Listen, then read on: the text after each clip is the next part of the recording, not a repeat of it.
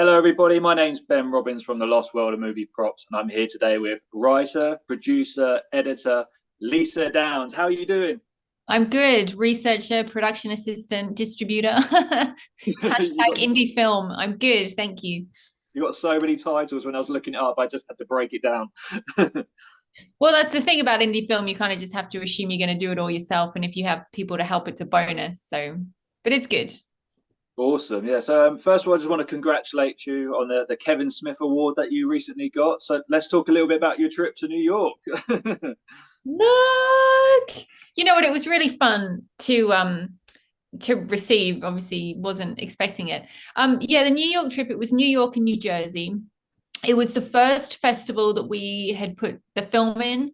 And I am very much nervous of completion in the sense that, when you press that final export, I don't like to know that it's the final export. So I used also the film festival as a way to go, well, I just have a look to make sure I'm like really happy with it. And, before it goes out. So it was really good to see on the big screen, and obviously to get an award from the master of indie film was quite special. And the guy who chose the award for best documentary was Bob Hawke, who selected Clerks for Sundance back in 93, 94. So that was a really nice kind of full circle moment. So it was a really good trip, and we went to the Quick Stop, and yeah, it was really fun.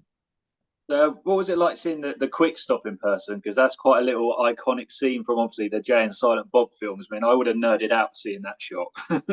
Well, also it's the whole of Clerks, isn't it? So like it's weird because sorry, my dog's next to me.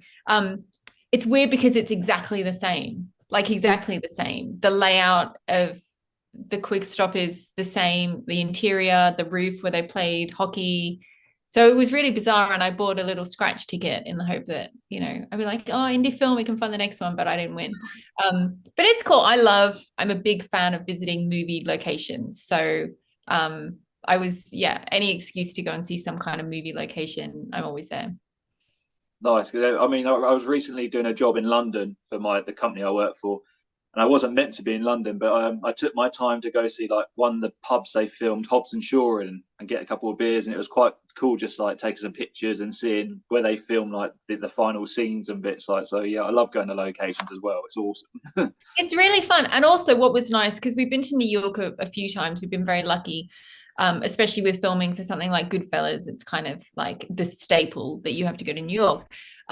But I have always really been there for filming. So rarely do I do the kind of touristy thing. But this trip, we had a day to do touristy things. So I saw like the Bull from Wall Street, and the Trinity Church, where the end of National Treasure that they go in. But also, I'd never been to the Ghostbusters fire station. So that for me was like a bucket list tick, which was really fun. Yeah, because I saw that on your TikTok, and I was like, no way. Because we want to go to New York next year, and that's on my list of things to do. Because there's obviously like there's loads of sites you want to see, but it's just you see New York on the films, and I just want to see if it's like that in person. So when I see people going, it's just like I've got to do it. It's pretty much what you see on the films, which is what I love about cities like that. It's kind of you feel just even being there, you feel like you're in a movie somehow, and you're like you walk through Central Park, and you're like, oh, you've got mail, and it's really fun. So when you're at the Kevin Smith Awards and seeing your new documentary on the big screen for the first time, were you watching the audience's reactions to see what parts they were smiling and laughing at or enjoying? Did you get any sort of feedback from people's emotions while watching it? I tend to the very first time I watch it, because also Tammy had come as well, and her husband Greg. So I was next to them. Oh no, your phone. That's the first incident. Oh bless you. I'll wait till you've finished. I'll use this as a tea break. Everything's breaking this morning. There we go.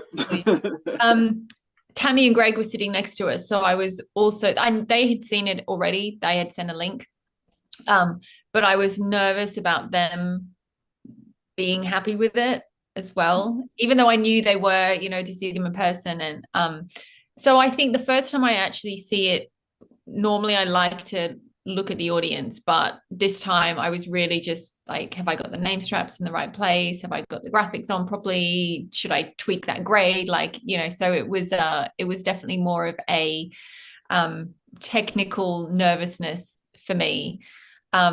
But yeah, the people were there, really loved it, and it was received really well. And then obviously to win the award, it was like, oh, okay, maybe it's like it's not bad, because you're so close to it when you're editing as well. You get to a point where I don't even know if it's good or not anymore, because you're so just blinded into it. So it's nice to also sit back and hear from other people that they enjoyed it, which was nice. That's wonderful. And then obviously to go up and accept the award. I mean, you didn't have even have a speech planned or anything. So I saw you go up there and you're just in your casual chill clothes. Honestly, like, because we were up against some really good documentaries. So I was like, I didn't feel like the topic would be an award-winning topic. But so I was really surprised. So yeah, I was definitely like hashtag casual that night, and I didn't know what to say, and I was so nervous because everyone else had these like really amazing speeches, and I was sitting there when they were reading the nominees out and just thinking, if I did end up going up, like what would I say? And I just had a total blank, and I thought, oh, it's just as well I'm not going up, because I wouldn't know where to start. And so when I'm nervous, I tend to like bleh. So I don't even really know. I was like going to thank the audience, and I was like, when you have a conversation in your head that is like a whole conversation in the period of like 2 seconds or a nanosecond, that's kind of what was going on in my head of like, should I thank the audience, or why would I thank the audience? But they're here and they're all indie filmmakers. So I had this whole conversation in my head without really saying anything, with Kevin Smith standing behind me. So note to self, be better at award acceptance speeches. So going back a little bit, I mean, were you always a really big fan of films and TV growing up? Or was this something you sort of discovered as you got a bit older that you wanted to move into the kind of industry? Like, where did it all sort of spawn from? I have always loved movies. Like, I would go to the cinema, and this was back in the day when they always had the actual posters. So I would go, they always have a bin of the used posters where you could buy for like $1 or $2. So I would get all the posters, and I was like, when I'm older, I'm going to have a cinema room and I'm going to have all these posters on the walls. And I used to collect the magazines every time there was like an Oscars edition or a Golden Globe edition. I would collect the magazines and be designing my award dresses. And I've always loved film, and I used to think the only way to really do it was to be an actor, because I didn't realize that people really made the films. I knew that there was like a crew, but it didn't really click as a little kid that people actually could make them. So in my head, I was like, I'll just be an actor, but I was terrible. So I went to university to do it was a TV production degree. In Australia, they didn't really have any solid film courses back in my day. So I did a production degree, but it was still very practical and hands-on, and it was really a good degree to kind of spread my directing wings. And I did a documentary there, and that ended up in a film festival. And so it's definitely always been something that I have wanted to do since super, super young. So, what was your very, very first documentary project you put together? Like, what was your inspirations in putting that together? So, what made you pick the subject and the titles, and how did you start that process? The very, very first one, or the life after? The very first one before Life After. It was for my third year university project, and I wanted to do something different. And I was like, wouldn't it be fun if I went to like Everest and did some kind of documentary from there? And because everyone was doing like little short films around Wagga, which is where I went to university, this country town called Wagga Wagga, which, oh, I do love it. Wagga's amazing.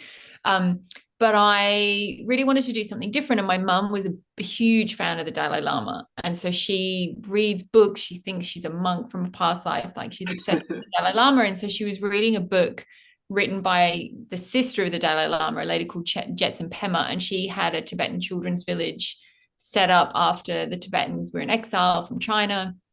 And it's a place that they kind of keep teaching children about the religion and the language and the culture of Tibet until they can go back.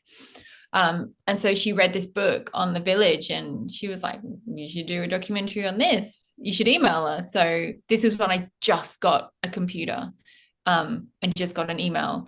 So I emailed the village, and I didn't expect, but she wrote back and she said, oh, what about like April 10th at 10 a.m.?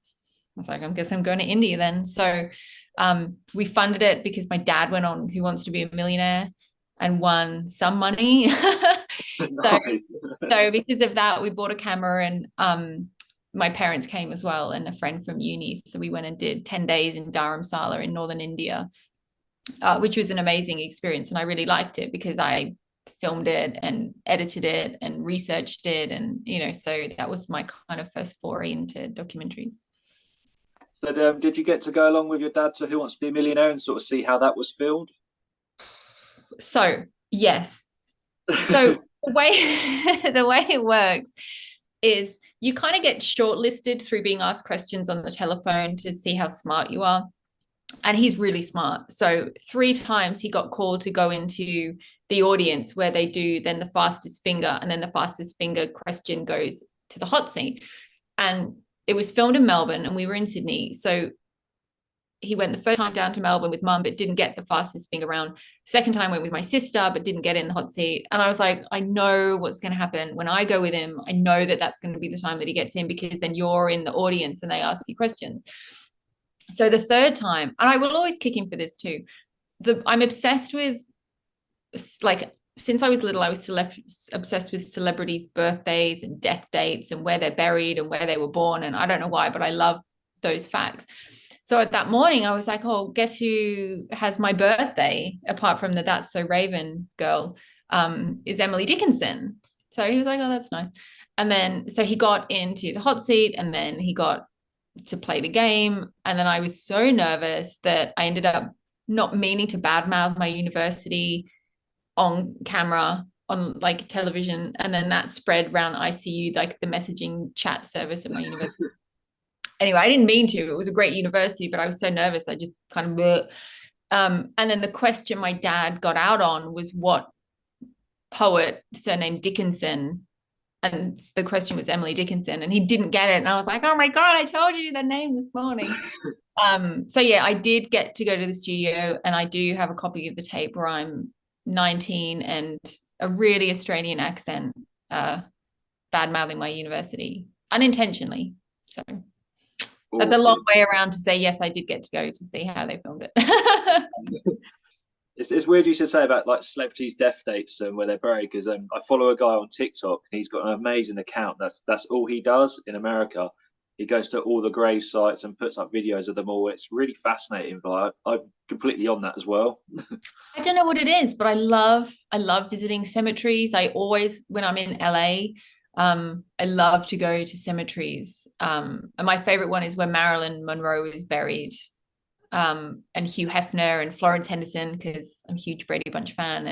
And ironically, Wolfgang Peterson is there now, who directed Neverending Story. So I don't know what it is about cemeteries, but there is, so many people are fascinated by them. But yeah, there's something about them. I feel it's probably like the little bit of the darker side of our personalities coming through. Yes, exactly. So, looking obviously at the Life After series that you were doing, so how did you come about thinking of the name, and where did that all spawn from? And like, where did the ideas come from? Did you think, you know, I need to pick certain subjects from obviously your childhood growing up, and so where did the Flash come from? Basically, like, how was that chosen? I didn't set out to do a film about Flash Gordon. At the time, I had kind of gone down a rabbit hole of working in adventure travel and working in TV, and it wasn't my bag. It was great experience, like doing multiple roles. When you're in a small company, you kind of have to do everything. So that was really good, but it just wasn't for me. And I really wanted to do feature documentaries. And I had been playing around with some ideas, and then a girl that I had worked on one of the shows with had just worked with Sam Jones on The Jump, which you would know, the one where celebrities do. I don't think they do it anymore, but do ski jumps, which is ridiculous concept. But Sam was on that when she was producing it, but he never actually aired because he broke his shoulder or hurt his shoulder and ended up in hospital. And so she used to go and visit him in hospital, and they kind of got a really nice rapport going. And I was then at a birthday party with her, and she was telling me that. And I had just missed Sam and Melody at a Comic-Con. And I had never really knew about Comic-Cons, but it was the first time I had really seen one advertised and saw that Flash Gordon was there. I was like, oh my God, Flash Gordon. Like, I'm kicking myself. I didn't know I could have gone to meet Sam and Melody. And then she was saying that she had just worked with Sam. And then we just started talking about oh, I've just seen Ted. Like, I wonder what has been going on with him. Wouldn't that make a great documentary? And she said, well, write something up and I'll send it to his agent who he had at the time. Um, and it was like a few wines in and we're like, we should call it Life After Flash. And that's kind of how it started. It was a drunken birthday party as a result of her working with Sam on The Jump. And then I had a Skype call with Sam, which was so nerve-wracking. And luckily I didn't do my normal like nervous babble too much. And then that was October 2014. So my God, coming up 10 years next year. 10 years next year. And then January 2015, we were out in Laredo, Texas at a Comic-Con with him and Melody. And then we sat down and talked about crowdfunding and how it would go. And we started filming. And then it just went from there. And then I was talking to Ash, who's my husband / producer, about doing a series. And because it's so hard to be in the UK doing films about American subjects, even though Flash Gordon was filmed in the UK, it was very helpful. We just said we should do a series and try and do multiple shoots at the same time when we were over there. So that's then how Navigator started. I was like brainstorming films that I grew up with and that I loved, and I loved Flight of the Navigator. And then I was on the way to, there's a running theme, on the way to another birthday party, and Googled Joey and then saw his story and then found him. And then that's how that one happened. So they've all kind of grown from birthday parties. What was your first impressions of meeting Sam? Because from your documentary, you get this real larger than life persona. Like, he's like a man's man, but he's also very caring of the people around him. And you can see how he struggles. But from your documentary, by the end of it, you kind of see that he's found his peace with his life a bit. So did you experience that kind of personality from him? He's exactly that.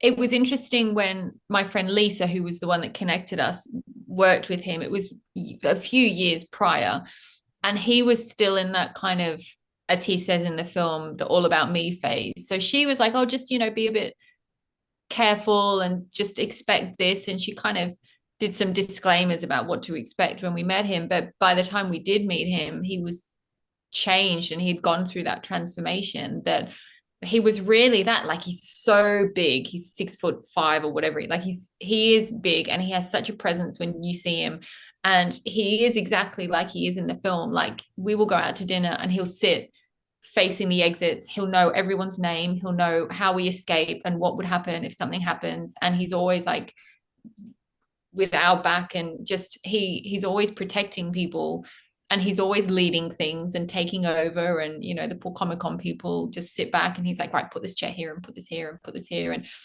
but he just really knows what he's doing. And yeah, we got along with him from the very start. And what I loved is when we were talking about crowdfunding, I was saying things like signatures would be great, but we could limit, sign things by like 20 or 100. And he's like, no, if we're going to do it, let's do it. Let's do 1,000 signed things or 10,000 signed things. And, so he was just really, really wonderful and giving, and like connected us to, almost did the schedule for me. He connected me with all his friends and arranged the interview times and took us to Mexico, and he covered that. He was very sweet and paid for all of that. And so he's exactly how he comes across in the film, which was really nice, because it's that whole don't meet your heroes type of thing. But I'm very glad that we met Sam. Because I was so taken back by how he has like got a normal security job. He's like close protection and that. Because obviously with Sam, you don't see much about his personal life. It's always the flash of Flash, and it's his legacy. But to actually see a bit more of his life and his family, and especially his friends, because they all sit there in the documentary and they talk so high of him. They're so proud of him. It's such a different way to see him in a different light. And that's it too. And they are such a close-knit group of friends that we were very lucky that they were willing to talk. And I think what ended up being really lovely was a lot of it I learned about Sam through the friends' interviews. So we didn't know anything about his other relationship or his brother or his dad or anything like that, really, through him. And then he just said to his friends, I don't care what you say as long as it's the truth. Like, you just say whatever they ask or whatever you want to talk about. So they were really open. And Patrick was really the friend that kind of said everything, that then I had to write a list, and I emailed Sam and I was like, Patrick said these things, would you be happy to talk about them? And then that's when we did the final interview before the Flash reunion that I had organized in London. That morning we were at the hotel, and he had talked to Ramona the night before and talked about being open and what he would say. And she was like, you've just got to say what happened, and people will respect your story and learn from your story and be inspired by your story if you tell the truth. And so he just came down and he shared everything. And and that was a first for me as well, because I didn't know how the story was going to end. He could have just had a job in Mexico, and that was kind of the end of his story, but there was so much to him, and then it explains so much about his personality. So what was it like experiencing, like, you got the reunion put together and just seeing the first interactions and standing in a room, especially with all the cast members, just thinking, like, you put that together, and just to see that moment, I would have been in awe. It's so hard. It is bittersweet, because it was such a great evening when I look back on it, objectively look back on it. At the time, I was like trying to organize taxis and roll posters and usher people and find the food person. And, so I was still like running around. I think I had to take my shoes off, because I couldn't run fast enough, and trying to make sure that the right people were in the right order. And I had help doing that, but you're still kind of in the production headless chicken mode. So I didn't get to like be there for the Q&A or anything. I was like trying to organize Addison Lee taxis for people leaving at that time, and getting all the posters signed. And because Alex Ross had designed that poster especially for the reunion, and shipped like 150 copies out to me and signed them all. And so it was an amazing night, and it was amazing to be there. But then I hear stories like our friend Bob Lindenmeyer, who is with the props in the documentary. He was like, I was sitting there with Peter Wingard, and he was holding the Clytus mask for the first time after 30 years. And I was like, I didn't even know. I missed like all of these amazing things. But it was really nice that I had a lot of people afterwards, and still do, email saying how much fun they had and how much they still remember that evening. So that makes it all worthwhile. But definitely being in the room when Mike Hodges met Sam and Melody and Brian for the first time since filming was quite an amazing moment that luckily I could be present for. And even though I was like, can you like be filming this, make sure you got a camera on it, to be present for that was pretty special.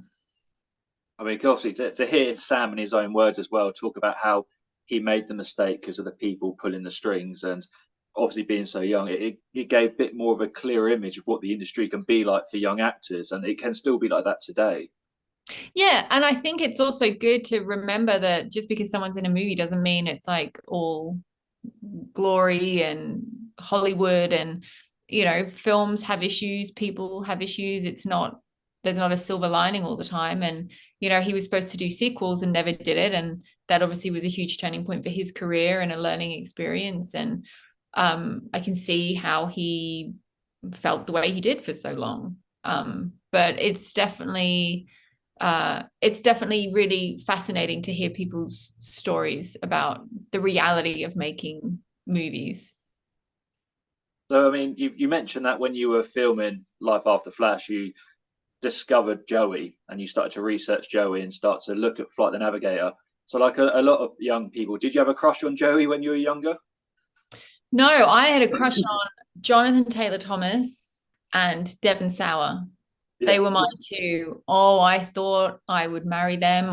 You couldn't see any paint on my walls. Like, I had posters galore. So they were my crushes.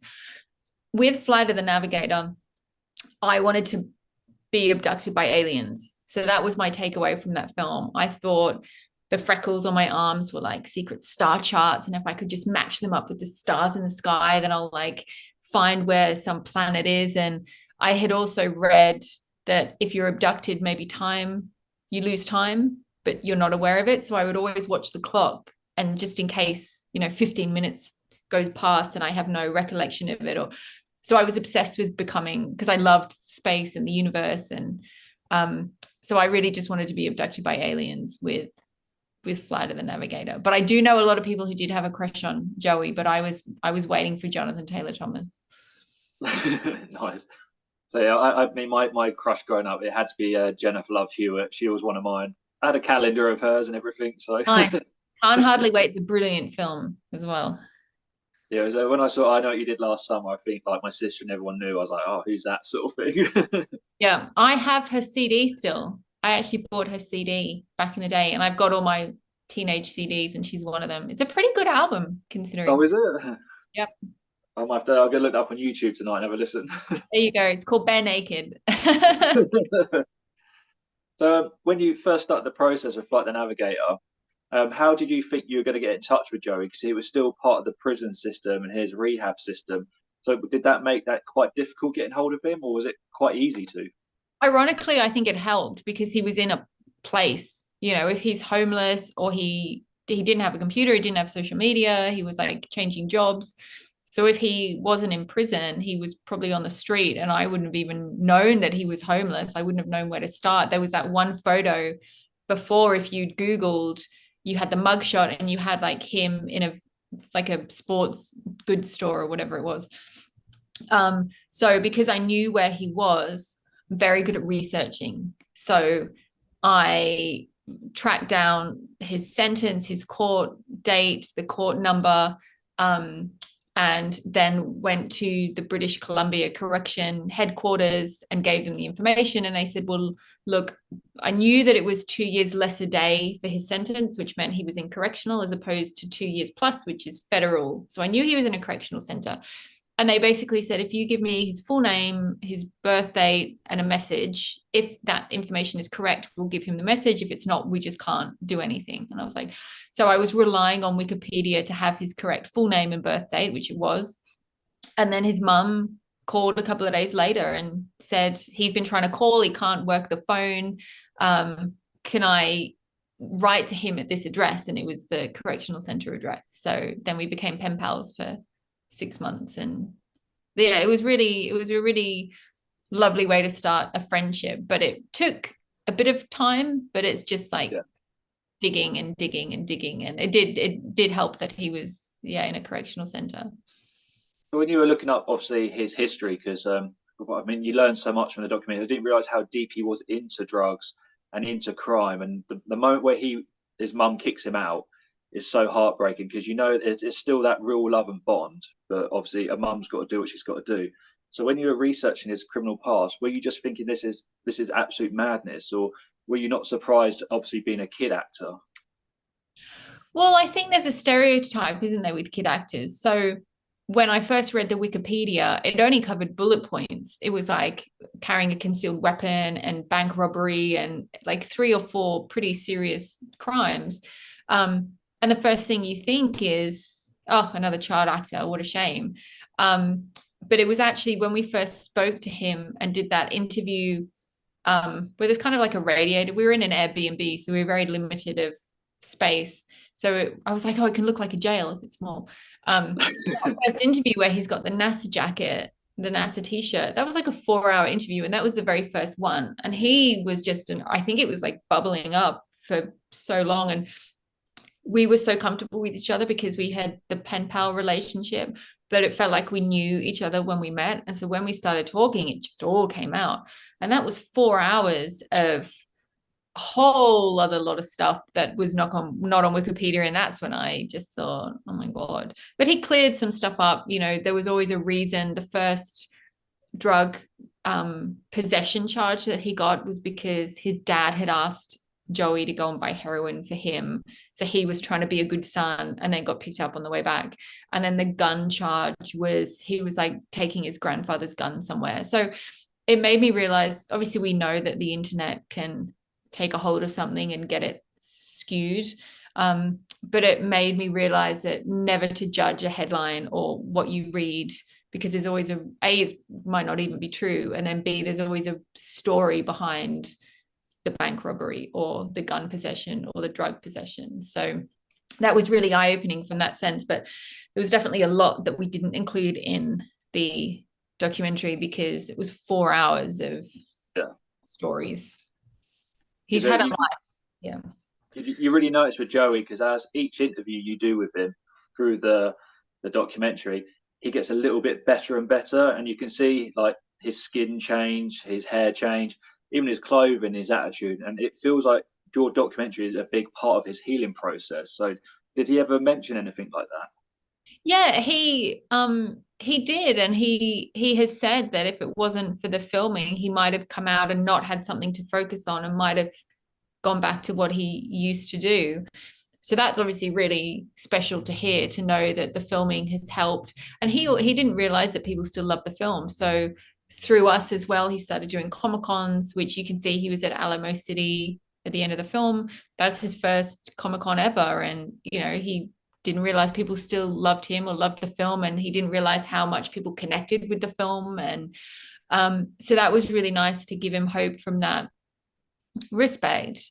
But the obviously it's really hard with indie film funding and traveling, and so the downside is, yes, it takes a long time to do these documentaries, but the plus side is exactly that. Like, I love seeing Joey across a 3-year period, and you see him change, because when we first filmed him at that halfway house, he'd only been out of jail like 3 months, Yeah. and he was like puffy and just lost and sad but hopeful, and then by the end, he's back in Hollywood. And it was a really kind of special journey to be on, to be there with him through that.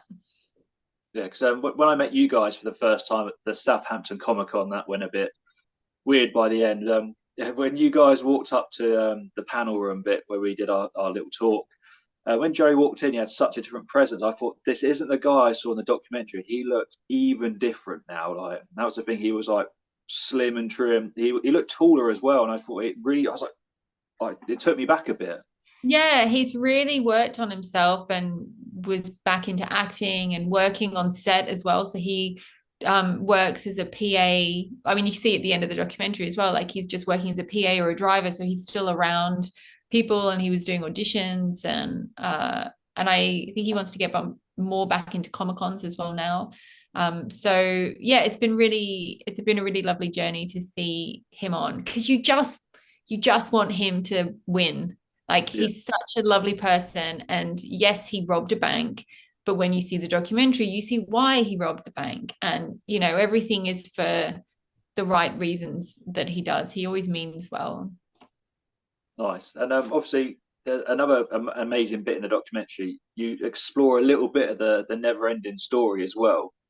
When he's talking about being a stunt person, did that spark the idea for never ending story as your next one, or was that just a luck Oh, moment?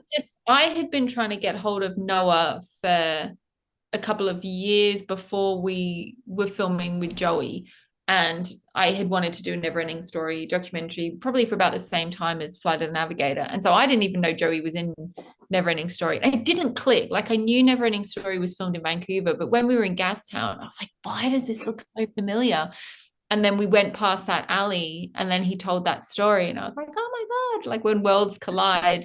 So that was really exciting. I just didn't even realize he was in it. So that was a nice little crossover. Yeah, because I didn't realize he did a little bit of stunt work sort of thing as a child star. I didn't think they could use children at that sort of age to do it. I thought they just used young adults that looked like children.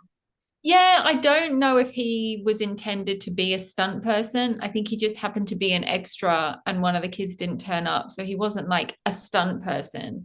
He was a kid extra that they just went, I mean, it's the 80s with Yeah. health and safety, like whatever. They just went, oh, we need someone to dive into the garbage. Can you do it? And so he did. So he wasn't a stunt person per se. He was just, a kid that could fall. So, because when you took Joey to see his mum, was that the sort of first real time he'd sort of seen her after prison and rehab, or had they sort of seen each other before? Because they're quite an emotional meet up when they meet in the documentary. Yeah, they had seen each other before. They lived reasonably close to each other. I mean, you have to get a ferry and then another ferry to get to their houses. But they had a really special relationship, and I think it helped um, when he was there when we did her interview. He was sitting on the couch, so she was saying a lot of things that he didn't realize, and so that was really nice. And so they had a relationship when he did come out, but I think it definitely from that point onwards strengthened as they went on, because he was healing, and so the more he healed, the more their relationship healed. And she is the same as him, is just always meaning well, and everything she does comes from that, or everything she did came from the heart. She passed away earlier this year, which was really sad, but Oh no. yeah, she was a very special lady, but she was definitely very instrumental in helping him get through everything. I rewatched both the documentaries the other night because I just want to refresh my memory a bit on both. I saw, thank you. So I was just thinking, because I've been wanting to put together my own 10-minute little talk for my YouTube about the ruby slippers from the Wizard of Oz.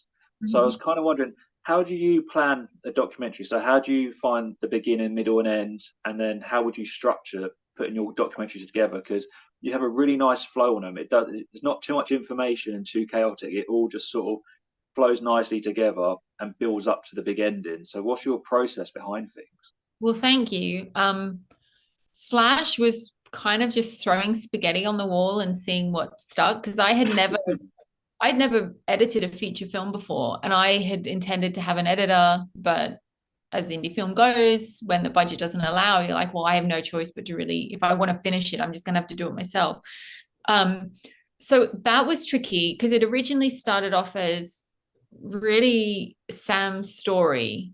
And then he was like, well, you should talk to Melody because she's integral to my story too. So we started talking to Melody. And then he said, oh, you should really talk to Brian Blessed because he's really important in the story. And then as we're talking to more people, we thought, well, we can't really talk about Sam without talking about Flash Gordon. And so then after that, it became a making of as well, and a mix. And then it was really going, okay, what are the themes that I know about Flash? I know the music's important. I know the special effects and the clouds are important. I know that there's something happening with his voice, but I don't know too much about that. So I had themes that I knew I wanted to cover and ask everyone, so you can have different people talking about the same thing. I didn't know how Sam's story ended, just like I didn't know how Joey's story would end. I didn't know if he would come out of jail and relapse, or, it could have gone the other way. But when I knew all the elements that I had for Flash, I really just wrote every theme on a Post-it note and had like a cue card and had a whole table full of cue cards and tried to just sort it in some type of order in a 3-act structure, and then put the edit into that order and see if it worked. And then if it didn't, I would move it. So it was really just trial and error with Flash. And then with Navigator, I just mirrored Flash. And so for this one, I'm mirroring the others, because it is really tricky. And until you see it, there's only so much planning you can do on paper. A lot of scenes I thought would end up in it didn't end up in it. A lot of things I thought were really important didn't end up being as key when you see it as a whole, and vice versa. So yeah, I didn't know how it was all going to come together. Yeah. Do you watch all your own work back to sort of learn from what you've done previously? Because I like to watch my stuff a little bit, because from my very first YouTube video, it's horrendous compared to what I'm sort of doing now, and I can see where I've grown. So can you see that as well? Yeah, I definitely can see how I've improved since the first ones, and you learn something from everything you do. I haven't gone back to see Flash for a while. So it'd be interesting to watch it again. But I know how I felt when I last watched it, because I've seen it so many times, obviously. I know if I went back, what I would probably do differently with that one, which I then tried to incorporate into Navigator, and the same then for Neverending Story. And so you always try and do something a little bit different. I'm trying to get the flow better in them. But I don't really like, if I think maybe a couple of months ago, I was on Amazon flicking through and I saw Navigator. I was like, oh, I'll just watch like 15 minutes to see, kind of remind myself what I've achieved, because sometimes when you're in the low of the edit period, I like to go back and kind of look objectively and go, okay, well, you've done this and you overcame this, and you've done this documentary and you've overcome this, so you're going to overcome this for the next one. It's inevitable, but you just have to go through that low period. So that's sometimes the reason why I revisit elements of it, to just like a mini morale boost. So filming Neverending Story, you've come at it with the same approach, but is there what things have you changed differently for Neverending Story compared to the other two? Neverending Story, we were going to do a really big road trip with Noah that didn't work out because of the pandemic. So I would have wanted more actuality in Neverending Story from that angle, but we ended up going to Munich with Tammy, which was invaluable. We went back to the studio and the museum and saw Falkor, and she sat on Falkor. So that probably wouldn't have happened if we'd done the road trip idea. And I think that was really important in hindsight.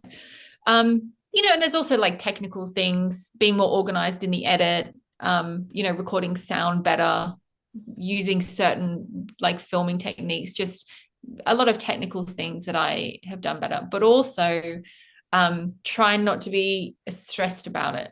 And I have a little book where everything I learn or everything I want to remember to do, I write in the book. So even if it's just in the edit, giving myself a 2 week window to not even look at it and then come back and look at it through fresh eyes, and having that in the timeline, little things like that, trying to do.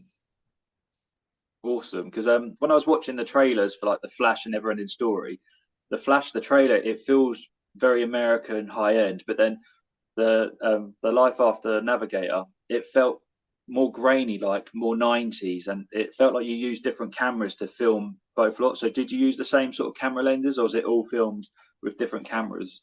Flash was filmed with more cameras. Well, I say that actually. So with Flash, we obviously went into it hoping to have an editor and hoping to have a camera crew and hoping to have a team. And when it didn't work out, we just have our Canon camera that we film on. But if there's certain interviews, like the Brian May interview, we were very lucky. We've got some DOP friends that if they were free, they came to help out. So Richard O'Brien was shot on a really lovely lens. Brian May was shot with our camera and another really lovely lens. The San Antonio stuff, we had hired a couple of people, local DOPs, just in our heads. We were like, this would be really good to just not have to have the pressure of filming. And so they had a certain lens. With Navigator, we really just shot the whole thing. There was less people for Navigator as well, but that reunion setup, we had a couple of really great straight out of film school guys who were just so good and so creative, and they had their roaming cameras with really beautiful lenses. And then we had that kind of setup with the interviews with the colored background, which we hired two local DOPs. So there was more in Navigator of our camera, which is a more kind of, the lenses aren't as nice, but it's more accessible for us to be able to just film with Joey and run and gun, and we don't have to change lenses, and it lends itself more to filming a documentary, even though it's not as pretty. I think that style of filming, you get more out of the subject and it feels more personal. So yeah, it's obviously it'd be great to have DOPs film everything, but I don't think you would get the same result with it. And also Navigator, it was a more kind of gritty location as well, like with Vancouver and the being on the street, and so I think that kind of added to the look of it.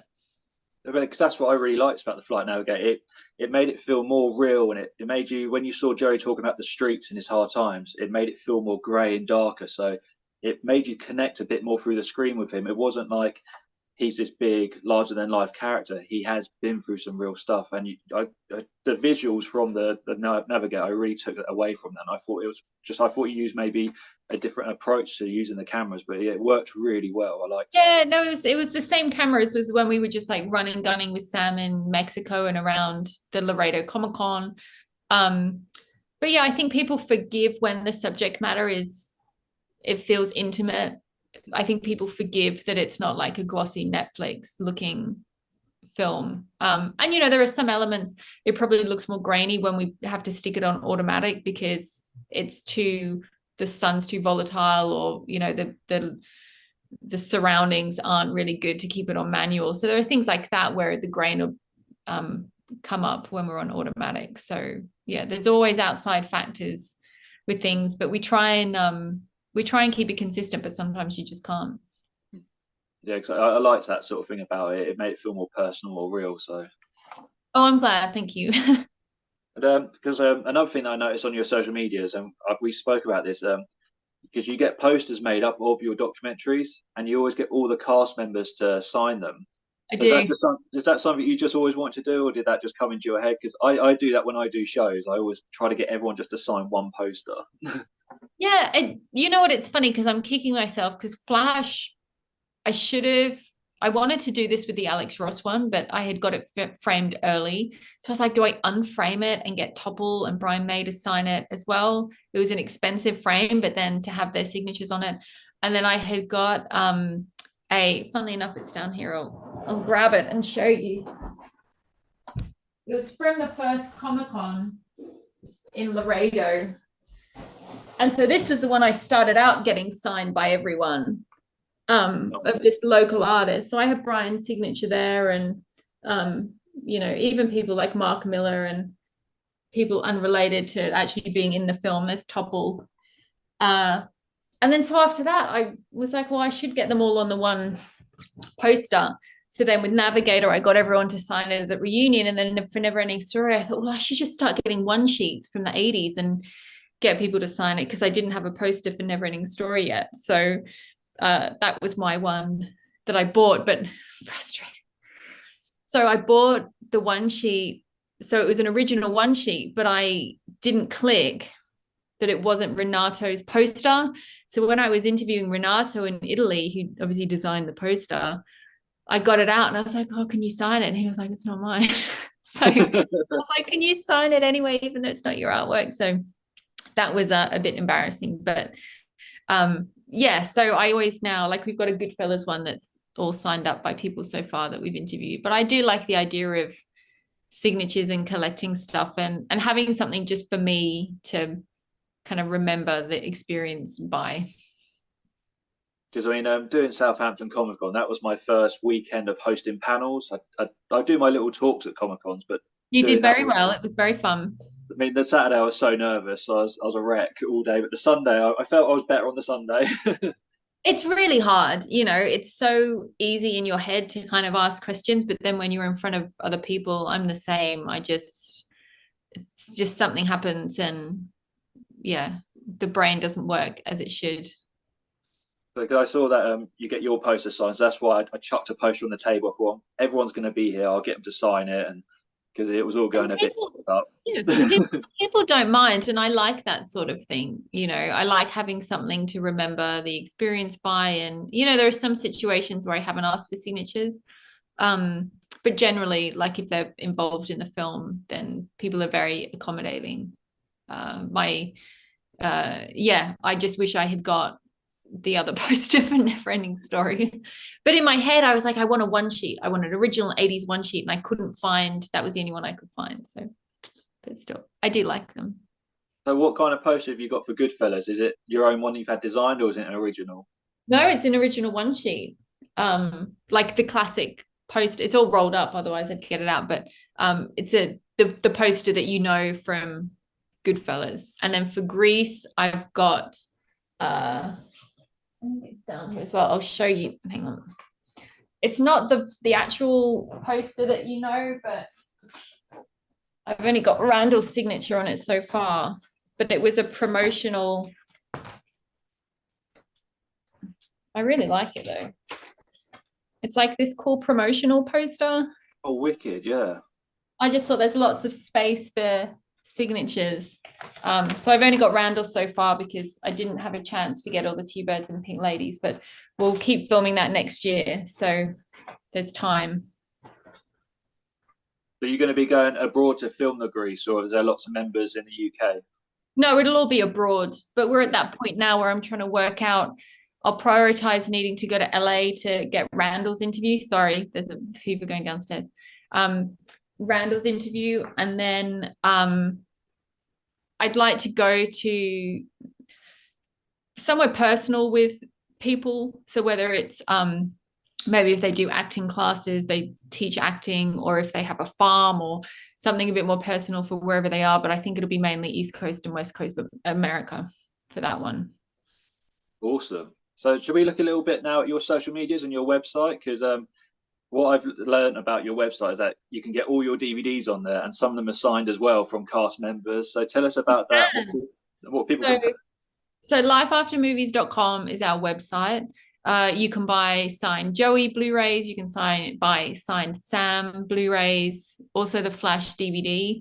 You can pre-order Neverending Story on the website, but we actually are going to do a Kickstarter, a quick month Kickstarter next month, which you can get some other goodies for, like VHS and signed stuff, and just to kind of help with our self-release, which we will do early next year.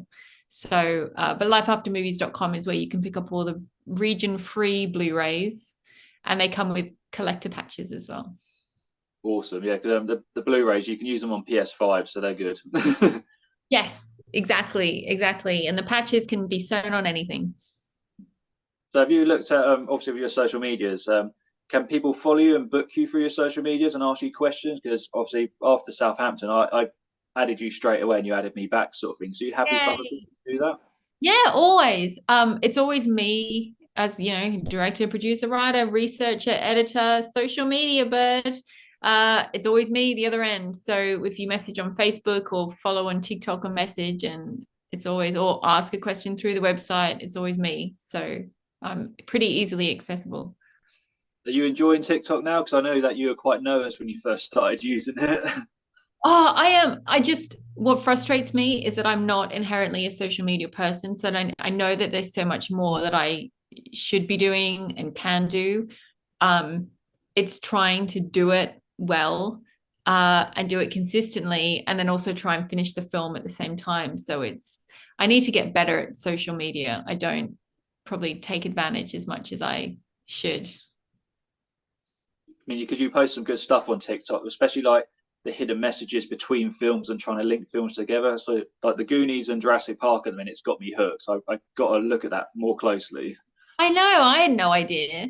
I mean, I love things like that as well. So I think what's been kind of good about doing nostalgia-based TikTok is I can use other content when I don't know what to do about my own content, because I love nostalgia. Obviously, I love like seeing things that I used to watch when I was little, or anything that reminds me of childhood. So I love those kind of accounts. So that's why I like posting about it. And then I figured you're kind of like covering all bases for people who like nostalgia, and then you can just eke in a couple of, here's a documentary trailer.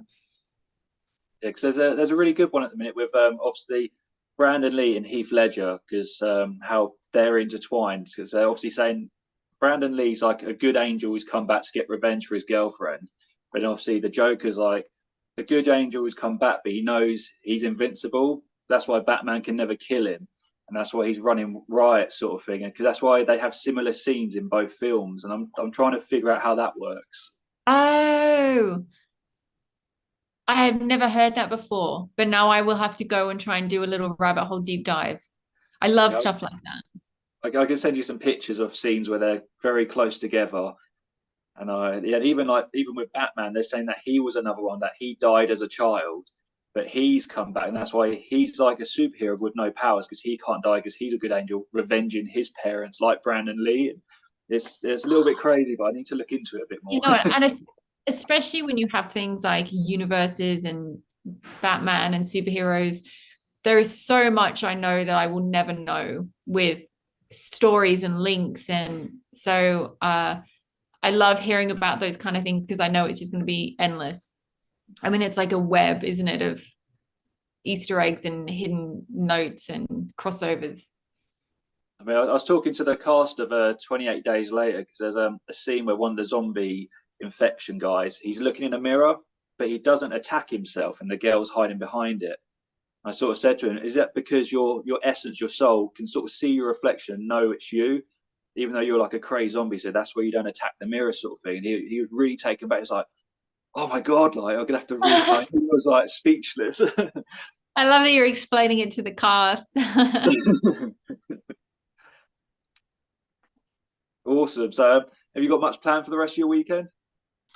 I have my parents coming around for lunch tomorrow. I have to finish deliverables for Neverending Story. But yeah, it's very an exciting and tiring part of the journey. So I have a lot of deliverables to do now, which is like writing the script out and finding stalls for it and doing a trailer and stuff like that. So that'll be probably my weekend and next week, apart from cooking tomorrow. How about you? I've got 2 shows this weekend, so I'm off to a show tonight, and I've got a show all day tomorrow. So my Oh, weekend is. nice. Which ones? So I do pyrotechnics. So I've got a fireworks show tonight. I've got to do, and then tomorrow I've got a wrestling show. So I'm refereeing a show tomorrow. Oh, hence the name. Referee Ben Robbins.